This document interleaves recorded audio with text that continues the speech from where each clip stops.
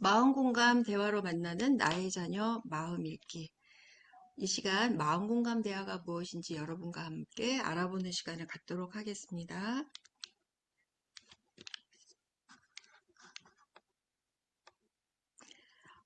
행복한 아이, 행복한 부모, 우리의 미래를 키워갑니다. 우리 아이들이 행복하기를 여러분 다 원하시죠? 우리 아이들이 행복하기 위해서는 아이들을 양육하는 부모가 행복해야 합니다.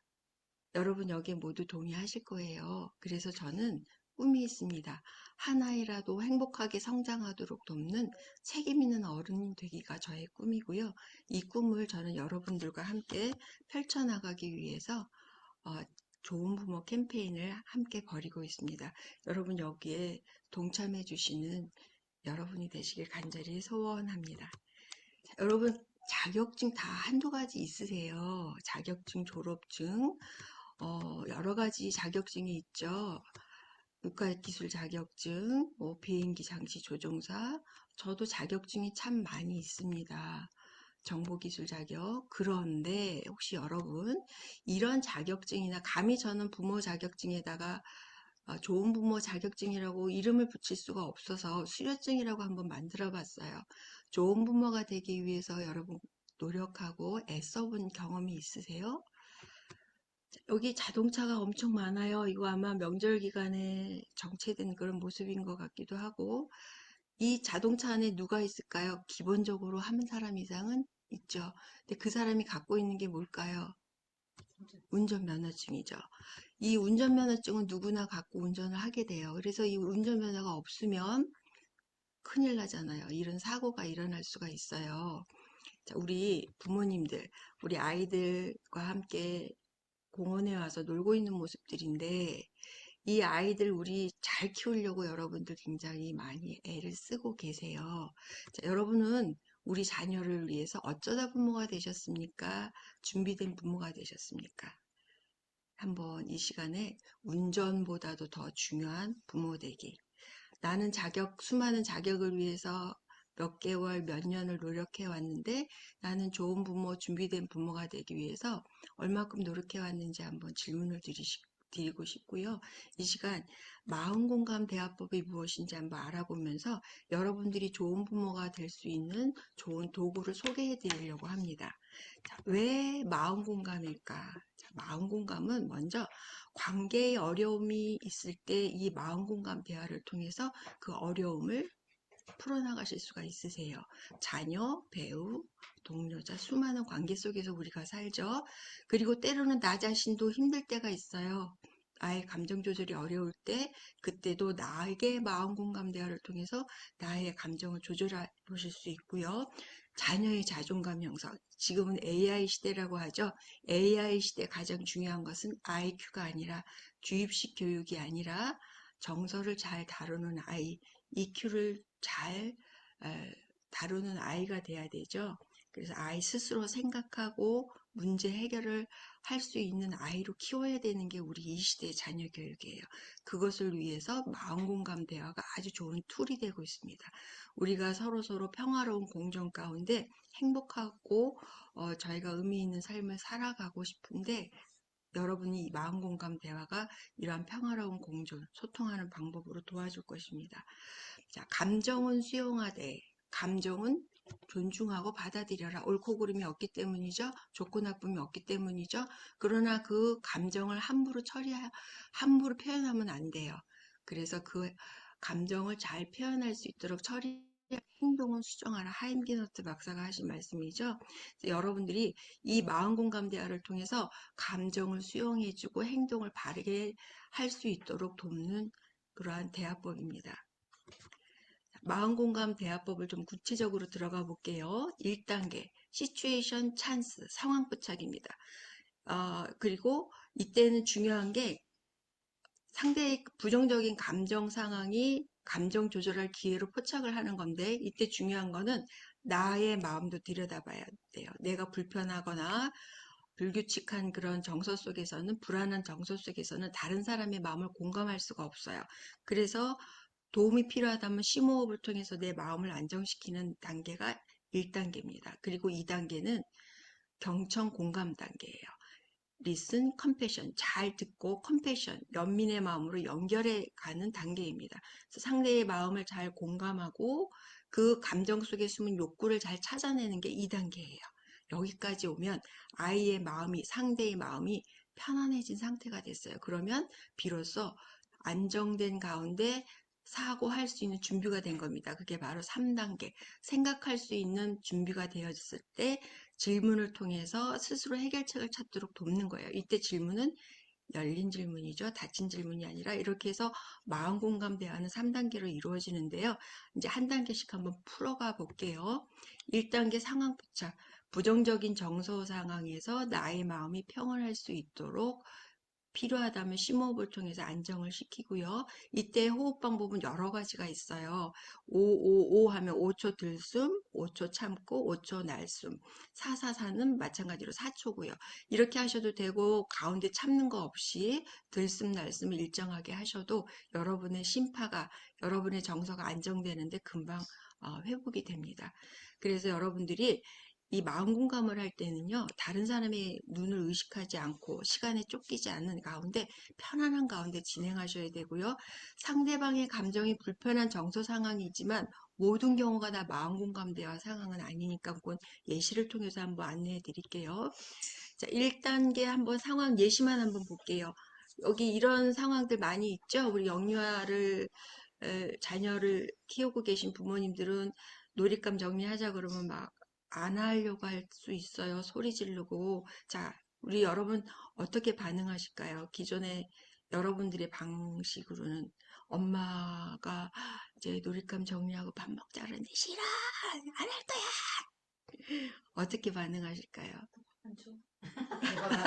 밥 안 줘. 넌 왜 그래? 라고 할 수 있어요. 놀이, 엄마도 힘들어. 놀잇감을 정리해야 될 거 아니야, 놀았으면? 그래요. 그럴 때는 아이와 갈등은 계속 악화가 되고, 아이는 그 놀잇감 정리에 대해서 더 저항감이 생기죠. 자, 이걸 마음 공감 대화로 한다면, 심호흡을 하면서, 나 화가 나지. 그리고 마음 공감 기회로구나, 라고 기회로 포착을 합니다. 그래서 내 마음을 좀 평온하게 다스리고 나서, 이게 이제 2단계로 넘어가죠. 이제 2단계 들어가 볼게요. 이제 경청과 공감이에요. listen, compassion. 왜 그래가 아니라 무슨 일이야? 라고 질문하는 거예요. 그리고 여기에서 상대방의 감정을 내가 디파인하지 않기 해요. 경청 공감 전에는. 너 화났구나. 너 슬펐구나는 걔는 이미 그 말을 듣는 순간에 나는 화가 난 아이. 나는 슬픈 아이가 돼버려요. 그런데 이런 질문은 괜찮아요. 화가 난 것 같은데 무슨 일이야? 그럴 때는 내가 추측성의 질문은 괜찮습니다. 어, 울고 있는데 무슨 일인지 엄마한테 말해줄 수 있어? 이 정도는 좋아요. 이런 질문을 받는 순간 아이는 자기를 들여다봐요. 그래서 내가 무엇 때문에 이렇게 짜증났지, 울고 있지, 힘들어하고 있지, 그러면서 어, 돌이켜보게 됩니다. 그리고 엄마는, 선생님은 그 말을 하는 순간 과정을 이해하려는 그런 마음으로 바뀌어요. 그래서 잘 듣고 또 상대방이 말을 할 때 그거를 그대로 따라해주는 미러링도 좋고요. 중요한 거는 판단과 평가를 하지 않는 거예요.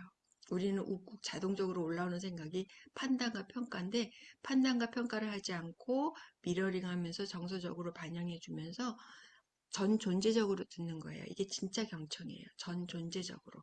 내가 이해하려고 내가 그냥 알아서 문제 해결을 하려고 듣는 게 아니라 그리고 이제 공감의 단계로 가요. 내가 잘 들었고 이제 알겠거든. 아, 이제 공감이 내게 일어나겠거든. 이제 표현해 주는 거예요. 그래서 그렇게 화가 났구나. 진심으로 느껴야 돼요. 말만 쿠나쿠나 하면은 아이가 맨 처음에는 엄마가 내 마음을 읽어주네 하는 것 같다가도 그 다음은 응, 그 다음 무슨 말이 나올 줄 알아. 그래서 효과가 없어요. 진심으로 연결이 돼야 돼요. 그래서 속상했겠네. 엄마라도 그랬겠다. 그러면 아이들이 정말 어우 으쓱으쓱해요. 엄마도 양치질하기 싫을 때 있었어? 엄마도 정리하기 싫을 때 있었어? 그럴 수 있지. 역지사지예요. 내가 저 나이 때 되면 나도 저럴 때가 있었어. 역지사지의 마음으로 표현해 줍니다. 그리고 나서 욕구를 찾아서 살짝 표현해 주세요. 너는 지금 놀잇감 정리하는 게 너무 힘들고 더 놀고 싶은 거였구나.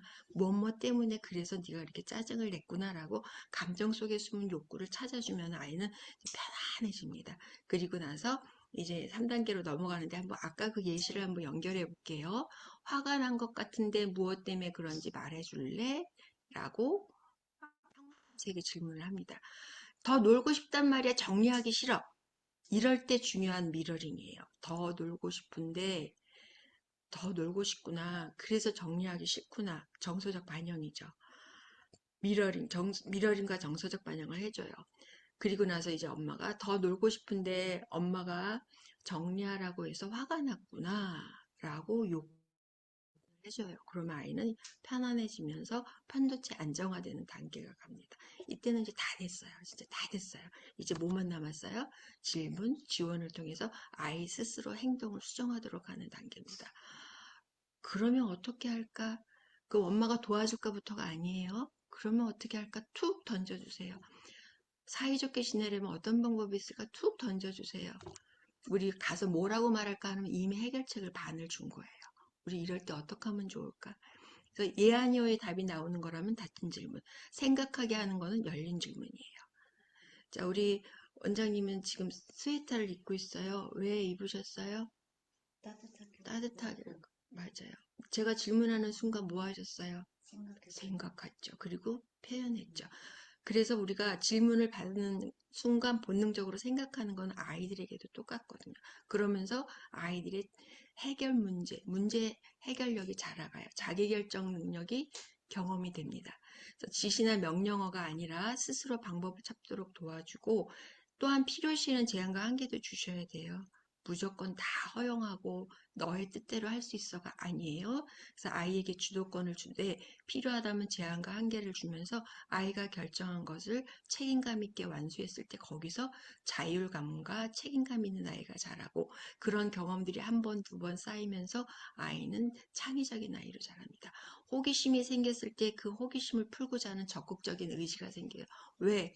내 결정 경험을 통해서 자율과 책임감 있는 아이가 되다 보니 나 이것도 할 수 있을 것 같아가 되는 거예요. 그래서 아까 그 상황을 한번 질문 지원으로 가져가 볼게요. 지금 정리하고 밥을 먹을 시간인데 어떻게 할까라고 물어봤어요. 근데 사실은 얘가 더 놀고 싶어서가 아니야. 엄마, 장난감이 너무 많아서 혼자 하기 힘들어였어요. 이제 마음이 편안해지니까 이실직고 하는 거예요. 정리할 것이 너무 많아 힘들구나. 엄마가 이제 그 미러링 해주면서 그럼 엄마가 도와줄까도 좋은 방법이긴 하지만 어떤 방법이 있을까 하고 한 번 더 생각하게 해줘요. 엄마가 도와줘라고 할 수도 있고 밥 먹고 할게라고도 할 수 있겠죠. 그렇죠? 그래서 이제 질문 지원까지 아이가 자기 행동을 수정할 수 있도록 지원해 줬습니다. 이것이 마음공감대가 3단계인데요. 자, 1단계 여러분이 한번 읽어봐 주실까요? 시작. 상황보다 내 마음은 뭐지? 2단계, 경청과 공감. 내 마음은 뭐지? 3단계, 3단계 열린 질문으로 지원. 그럼 어떻게 할까? 어렵지 않죠. 근데 실제 해보면 어려워요. 왜 어려워요? 평상시에 내가 했던 방법과 달라서 그래요. 그래서 이거를 자꾸 다니시면서 바꿔내셔야 돼요. 이제 우리 한번 예화를 통해서 조금 더 구체적인 스토리가 있는 예화를 가지고 한번 볼게요.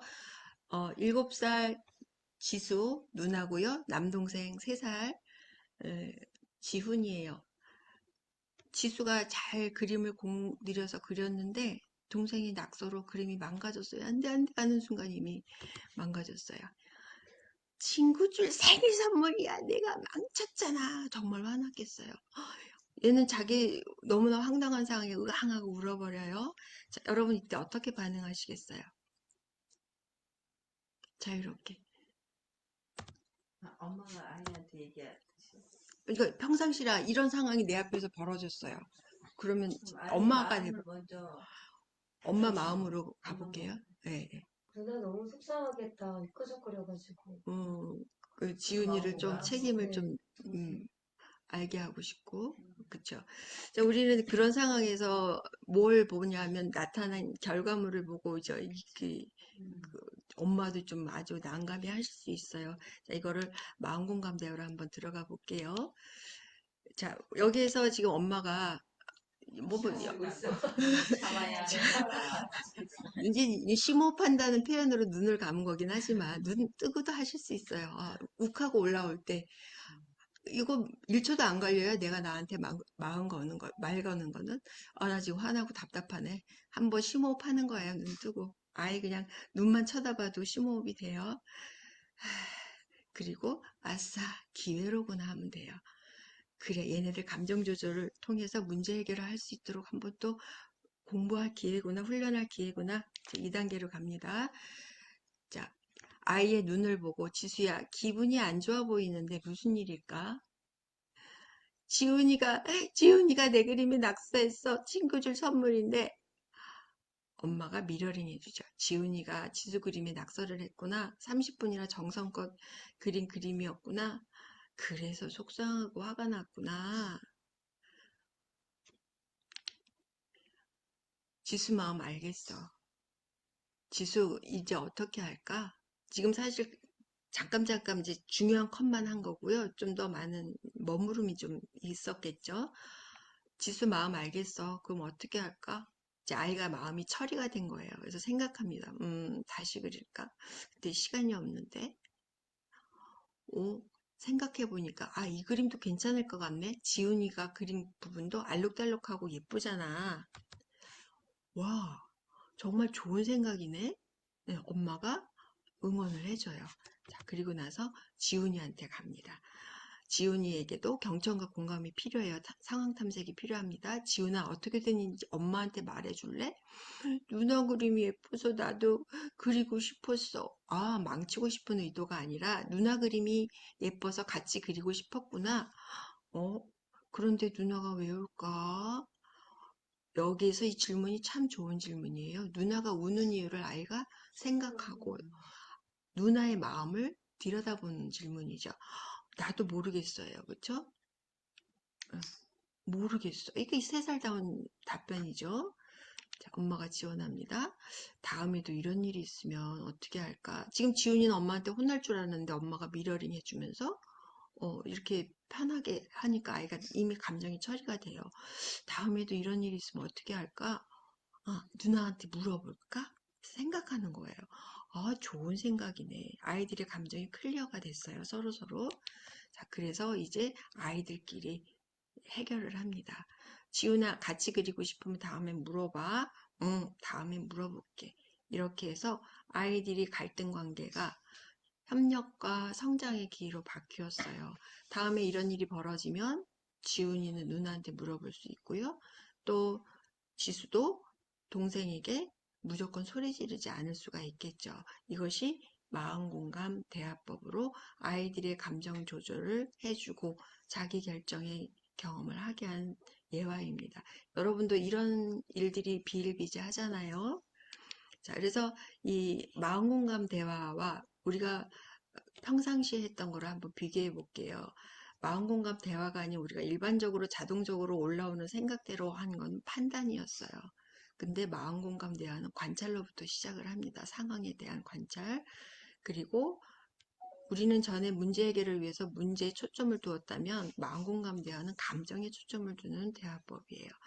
그리고 내가 해결하려고 했고 내가 지시하고 명령하려고 했다면 마음공감 대화에서는 아이가 주도권을 갖고 해결할 수 있도록 지원하는 겁니다. 그래서 마음공감 대화법이란 이건 한번 읽어주세요. 시작. 자녀의 부정적인 정서 상황에서 감정 인식을 돕고 스스로 문제 해결을 할 수 있도록 돕는 대화법. 이것은 여러분 꼭꼭 기억하세요. 부정적인 정서 상황이에요. 그래서 어른도 가능합니다. 배우자도 가능하고 선생님도 가능하고 감정인식을 도와주는 거예요. 셀프 레퍼런스. 내가 내 감정을 인식하는 순간 나는 편안해져요.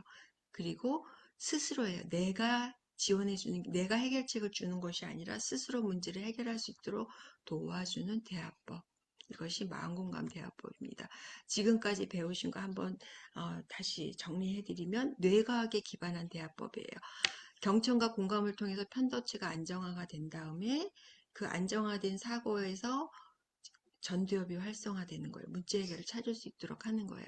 그래서 상대의 부정적인 감정을 돌보는 대화법인데 SC, Situation, Chance, 내 마음 들여다보고 LC, Listen, Compassion. 내 마음은 무엇일까? 상대의 감정인식을 도와주고요. QS, 어떻게 하면 좋을까라고 상대가 문제를 해결할 수 있도록 도와주는 겁니다. 편도체 안정화와 전두엽 활성화의 이 단계를 거쳐가는 대화법이에요.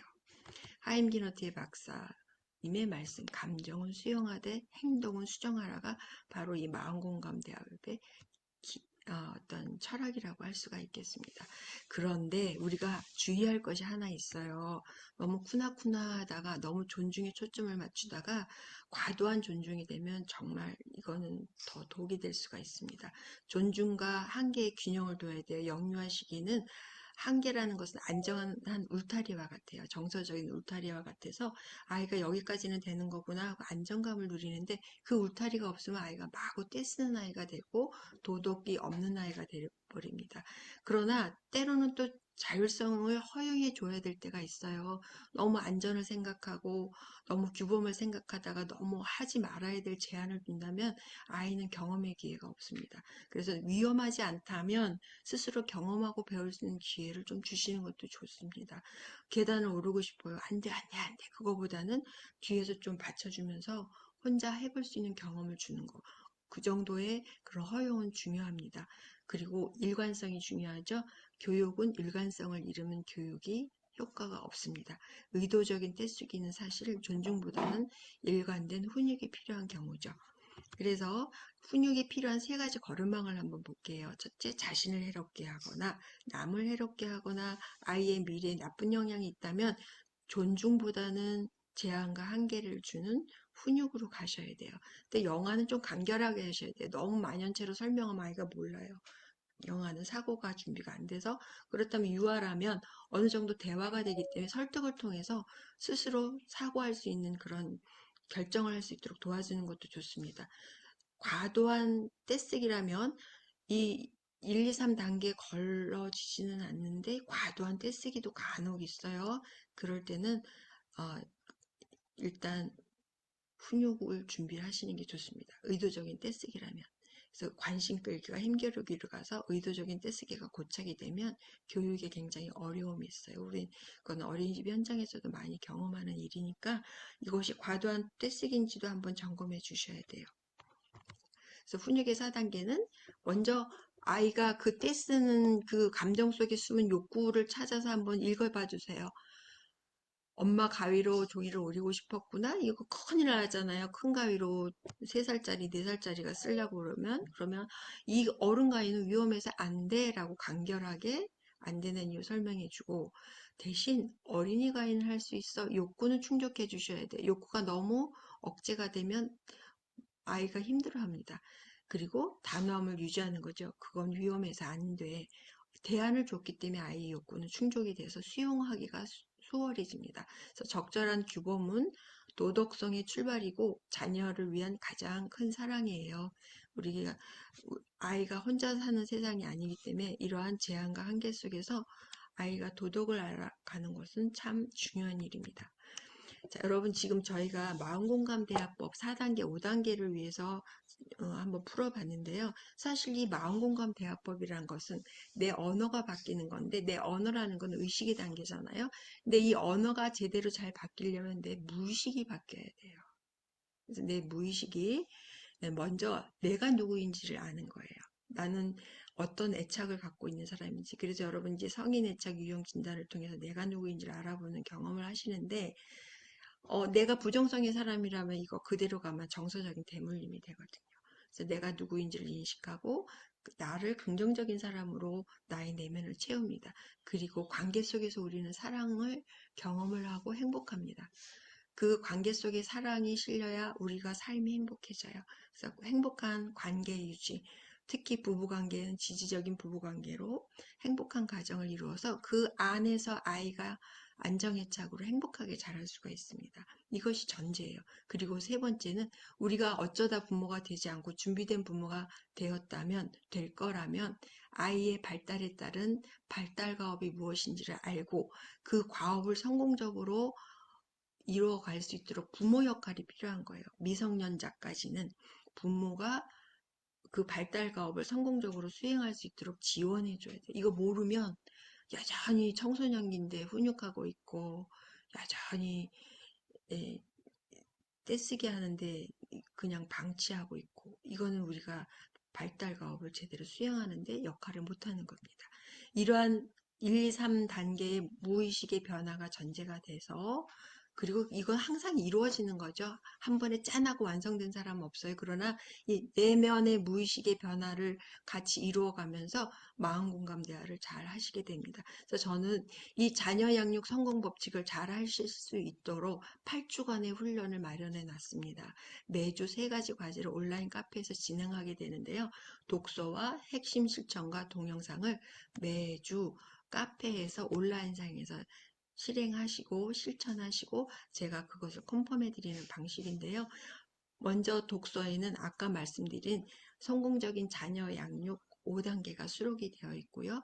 그것을 매주 읽어나가면서 핵심 실천을 하면서 마음공감 대화를 익혀가시게 됩니다. 그리고 동영상은 이 책에서 다루기에는 너무나 많은 분량이 있어요. 그것을 좀 압축되어진 동영상으로 좋은 동영상만 선별해서 안내드립니다. 마치 고정가도 같은 영상이라서 제작된 연도는 상당히 오래된 것도 많아요. EBS 영상들이 많아서. 근데 마치 고정가도 같아요. 시대가 지나도 그 가치가 변하지 않는 게 고전이잖아요. 굉장히 좋은 영상들을 선별했으니까 여러분 꼭 보시기 바랍니다.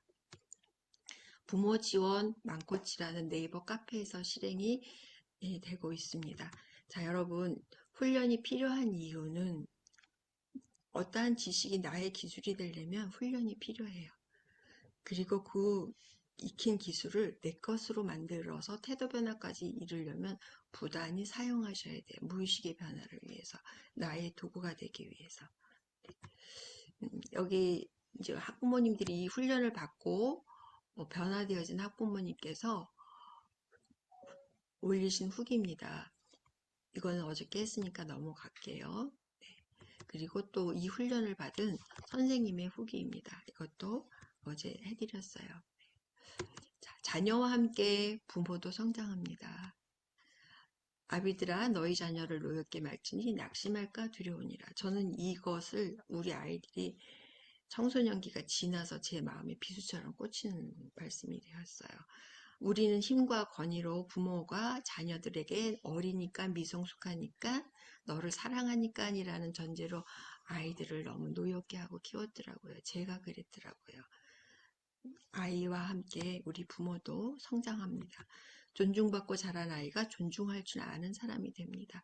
무엇이든지 남에게 대접을 받고자 하는 대로 너희도 남을 대접하라. 결국 우리가 자녀를 키우는 목표는 다른 사람을 존중할 줄 아는 성숙한 사람이 되는 거예요. 그 속에서 우리가 관계 속의 행복을 누리고 행복한 아이로 자라가게 됩니다. 생각하라 그리고 좋은 부모가 되어라. 저는 이 책이 국민도서가 되어서 모든 엄마들의 부모님들의 지침서가 되었으면 좋겠어요. 문제 아이는 없습니다. 문제 부모가 있을 뿐입니다. 한 아이라도 행복하게 성장하도록 돕는 책임 있는 어른이 되어주셔서 우리 아이들을 행복하게 잘 키워내셨으면 좋겠습니다.